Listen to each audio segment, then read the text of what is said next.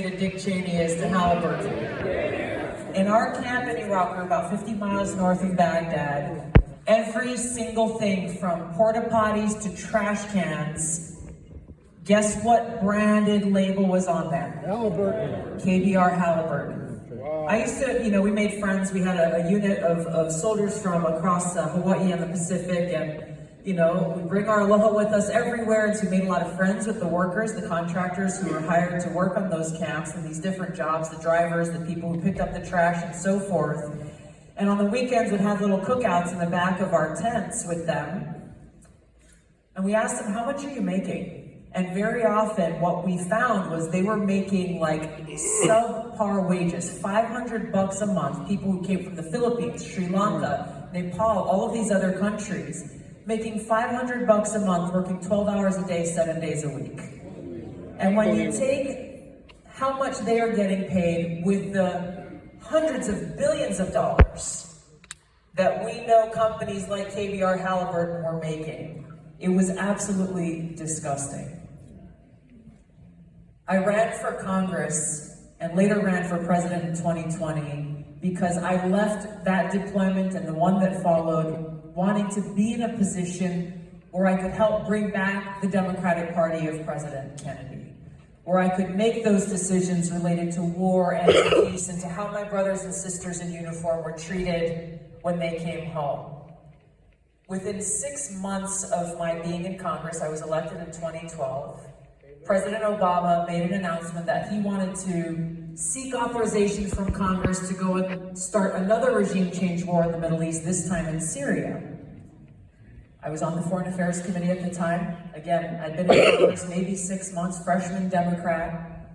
I did my research, I listened to their briefings. Then it was Secretary of State Kerry who was coming to our committee and making their case. And they failed to answer even the most basic questions. And this is directly connected to the failures of the Harris-Biden administration. The first thing that you have to ask and be able to answer before you go on a mission is what? What is your objective?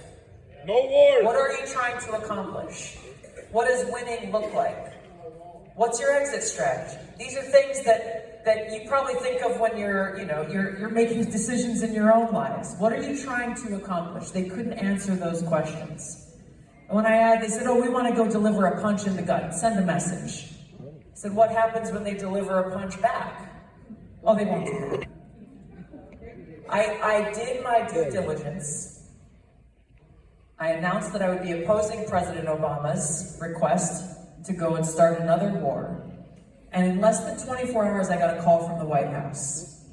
And it wasn't a call saying, hey, Tulsi, we just wanted to see what questions you had or figure out why you opposed this so strongly. What they said was, how dare you? Wow. How dare you stand against your president? How dare you stand against, as a freshman Democrat, your president who is from your home state of Hawaii?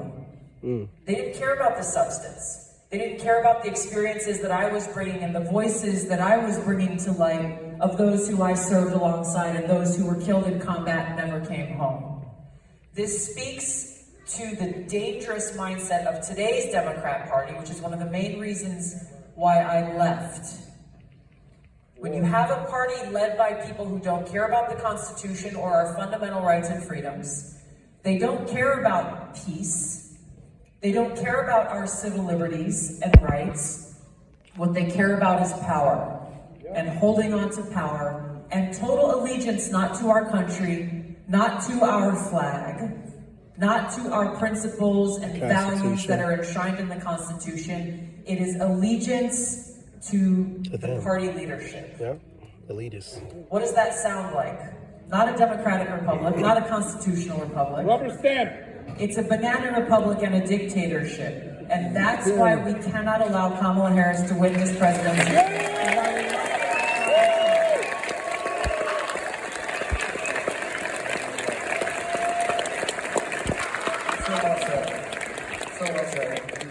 One of the other things... I'll point out that 4 years ago, Tulsi was, I think, the deputy director of the DNC. Here's just a short one, and we promise that we'll let you talk. I was asked to become a vice chair of the Democratic National Committee Rubber stamp. 2 weeks after I took my oath of office as a member of Congress. 2 weeks. When they called me and said, hey, would you like to do this job? I said, what is a vice chair of the DNC? What do you really want me to do? The reality was they saw the piece of paper and the picture and they said, oh, she checks all of these identity politics boxes. That'll be good. Little did they know, I think for myself. I love it!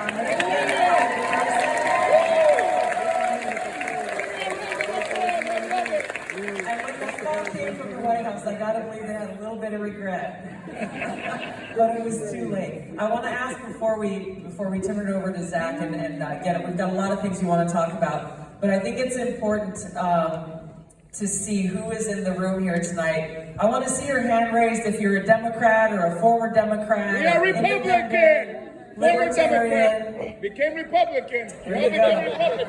There are so many people across our country, and I just want to say this is a great credit to President Trump that he is doing today what the Democratic Party used to do, which is to welcome people into the cause of freedom, peace, and prosperity, so that we can stand together as Americans.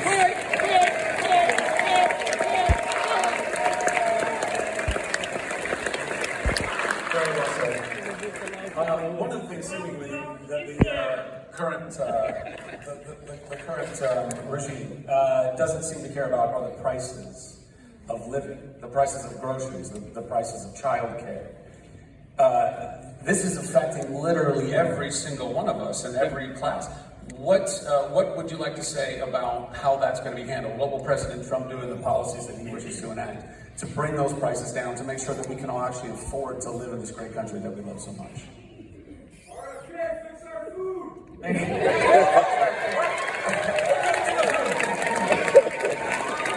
getting to the poison food, don't worry about it. You know, the very first thing before you can fix a problem is you've got to recognize that the problem exists. It does exist. And this is the thing that has bothered me for so long over these past 4 years as the economy has gotten worse, as inflation has gone up, as the price of groceries has gone up, the prices of almost everything, mortgages, interest rates, cost of fuel, cost of car insurance. In almost every respect, the cost of basic necessities that we all use and need in our lives has gone up. And yet over and over again, what we hear from the Harris-Biden administration is pats on the back to their team and saying, Bidenomics is working. Bidenomics is great. And you hear this, and the reason why this bothers me so much is just the arrogance of it and how out of touch they are.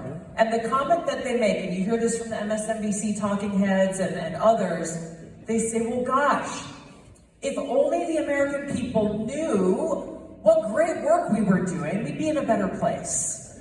If only we messaged this differently, then maybe the American people would recognize what a good job Kamala Harris and Joe Biden are doing.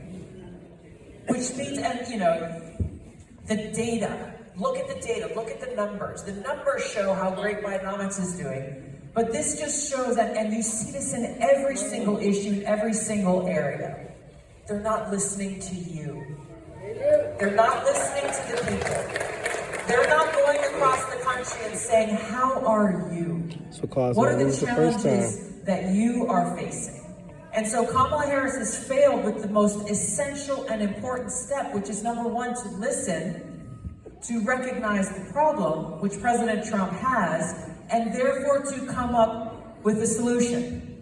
And he has talked about very clear steps, everything from increasing the child care tax credit to investing in building new affordable homes. He's talking about how we can take the billions and trillions of dollars that are being spent on unnecessary and counterproductive wars overseas and investing them in our communities right here at home. Things like perhaps giving the residents of Lahaina more than $700 for everything that they lost in these fires, as opposed to sending all of that money to Ukraine. Yeah. Bobby, you want to speak to that? Stop the war! I thought that the most important part of the debate between Harris and Trump was the first question, which she dodged, which was, are you better? He always dodges a question. Are you better off? Are Americans better off 4 years ago? Or are they better off today? And as you remember, you know what 4 she years said. ago. I was raised in a middle-class family. And that's not an answer to that question at all. And as Tulsi just said, they're not answering the question that is most important to the American people. And she couldn't answer that question because there's no criteria by which we judge economic vitality of a nation that has improved during the Biden administration. The cumulative inflation during the Trump administration was 7%. The cumulative inflation during Biden administration is 20%. The price of mortgages has doubled in 3.5 years, doubled. The price of rent has gone up 20-30% in 3 years. 40%. Thank you. The price of groceries has gone up. The price of gasoline, the price of electricity, the price of all of it. The price of medical care. The price of breathing. The only thing that's gone down is wages. Other than that, wages went way up during the Trump administration. They're down 2% on average during the Biden administration. And Tulsi said the key to harnessing inflation ultimately is to stop printing money and to 100%. Amen.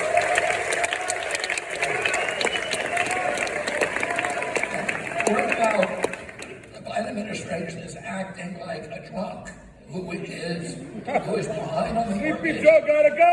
and who is paying and who is using the milk money to buy rounds for strangers in a bar. Needs to be in a skinny. That's a great analogy. That's a very clear picture. No tax on overtime. No tax on overtime. Sending $8 billion to Ukraine, really? Couldn't we use that money back here? Absolutely. They are adding the national debt now at $36 trillion. They're adding every 90 days another $1 trillion. We're already spending more in this country on servicing that debt than we pay for the military expenses. Within 5 years, at this rate, 50 cents out of every dollar collected in taxes is going to go to servicing the debt. Within 10 years, 100%. It is existential. It's going to destroy us. We cannot cut our way at this point out of this debt. It's catastrophic. The only way that we're ever going to manage that debt is by growing our economy bigger. And we need to do that by increasing GDP, which means goods and services in this country. Every $1 million, every $1 million that we spend on weapons that they were signing the other day, they're signing these weapons. Rubber stamp. Every $1 million we spend on weapons creates 2 jobs in America. Every $1 million we spend on child care creates 18 jobs. Well, that money has to be brought home and it has to be used to rebuild our industrial base in this country. And the only way we're going to do that is through tariffs. I was at the... And I've never believed in tariffs. But we were at the Falk factory here, which is an insulation factory. It's a Danish company that built a factory here in Michigan. I spoke in it yesterday, and the owner of that factory told us in a private conversation, he said the only reason we built this factory here is because of the tariffs. It's the only way that you can do it. And they're creating jobs here in Michigan, but it's because of the tariffs. And we need, President Trump is narrowly focused on rebuilding the industrial base in this country, rebuilding. Let me say one other thing. People say to me, how can you be MAGA? MAGA's racist. MAGA is again, they say,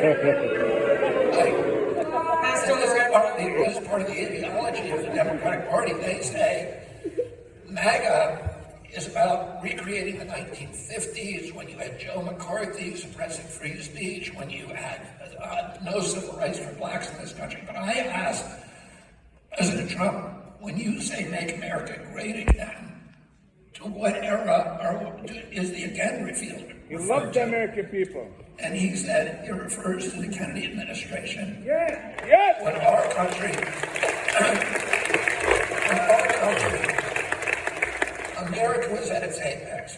We owned half the wealth on the face of the earth. The American middle class was the greatest economic engine ever devised in our country. Every American understood that if you worked hard, if you played by the rules, you could finance a home. You could take a summer vacation. You could raise a family. You could put something aside for your retirement on a single job. Absolutely. And during that administration, everybody around the world wanted American products, and we were building it for them. Automobiles, they wanted our cars, our transistor radios, our blue jeans. All of these things were built here in America. Bring them back to America. And we were the moral authority around the world. People all over the world wanted American leadership. They knew the difference, which this administration does not, between leadership and bullying. And President Trump, if you saw, I was so proud of him during that press conference with Zelensky. And he was very firm, and he said, we were going to end the war. And he didn't back down. He said, this is what we need to do.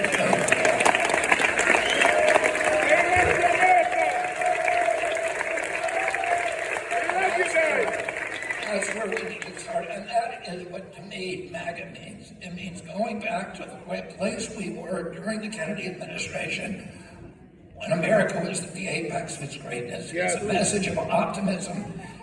It's a message of idealism. It's a message of hope.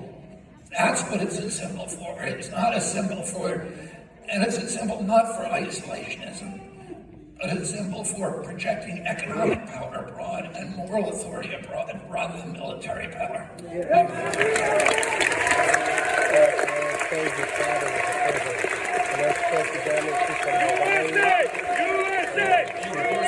Goods and services, getting more American goods and services here. We're in Michigan, the heartbeat of the auto workers, the heartbeat of all of our incredible cars that we've been making for so long.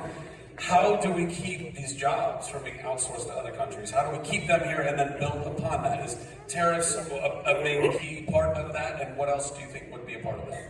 Well, it's definancializing our economy, taking money away from taking power away from the Fed. The job of the Fed is like a pump. Its function, it operates on behalf of a few Wall Street banks. And its function is to act like a pump. It is literally strip-mining the wealth and equity away from the American middle class, shifting it upward. Companies in this country and financial institutions, when I was a kid, they would go out, if you wanted to make an investment, they'd go out and look at all the factories. They'd go to Michigan, they'd go to Detroit, they'd go to other parts of our country, and they'd look at the factories. They'd say, what does the management team look like? What are the production figures? What are the financial figures? What is the bank book? What is the inventory? They'd look at that, and then they'd make a financial bet. That doesn't happen today. The only thing they're focused on Wall Street is, what is the Fed going to do next? And our country's been financialized, and we've allowed all of the industry to leave our country, and it's now in China. We've outsourced it. And one of them, I talked with Tulsi about this the other day. During World War II, we won World War II. We were the arsenal of democracy because we were making ball bearings in this country. We were making sheet metal. We were making automobiles. And all those factories would be repurposed to create 56,000 airplanes a year, a ship a day, and all of the tanks and everything else. So we had the capacity to actually win an all-out war, conventional war. We couldn't do that anymore. We're going to get beaten, or we cannot produce anything in this country anymore. You know this, we've ended the trades. Kids don't even know how to work in factories. They don't know how to build things anymore. President Trump understands that, and understands that we have to change the way business is done in this country. Focus on our country, not on China, he says, I don't want wars, I want to make deals. And I want to make the kind of deals that help us here and regrow our country. And I'll say one last thing. In 1992, Ross Perot ran. And the Democrats, Ross Perot said, if you have NAFTA, if you have these, which, the Democrats oppose, if you have NAFTA, if you have all these trade agreements, what you're going to hear a giant sucking sound from Mexico, and all the jobs are going to go down there. John Deere is going to Mexico now, and of course it's going to do that. It's in its interest. That's right. If we had a tariff that penalized them for that, they wouldn't do that. They'd leave their factories here in Michigan and elsewhere around the world, and that is narrow focus of Donald Trump, and the Democrats have zero plan for bringing jobs, for getting our children into houses, for lowering the price of groceries, for lowering the price of gasoline. President Trump is narrowly focused on those things for the American people, and the Democrats have no plan except more of the same.